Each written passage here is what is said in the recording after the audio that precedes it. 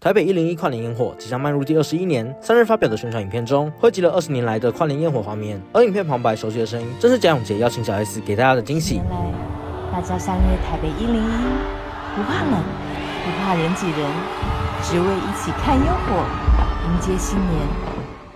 贾永杰也公开了幕后的点滴，他透露101跨年烟火一直是小 S 全家迎接新年的仪式感。然而今年少了一个最重要的人，但他也转述了小 S 的话，表示小 S 仿佛能听见在天上的大 S 轻轻的对他喊话，新的一年照样要一起迎接，所以他选择站出来，对自己和大家喊话，要好好珍惜你身边的人。影片最后，小 S 也不忘展现幽默本色，笑着对贾永杰放话：等一下，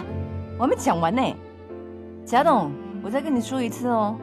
我是要看澎湃的烟火，如果只有烟的话，我会要求在立法院质询你 ，OK？ 影片曝光后，感动无数网友纷纷涌入留言，听完感动到落泪，眼眶都湿了，很有温度的影片。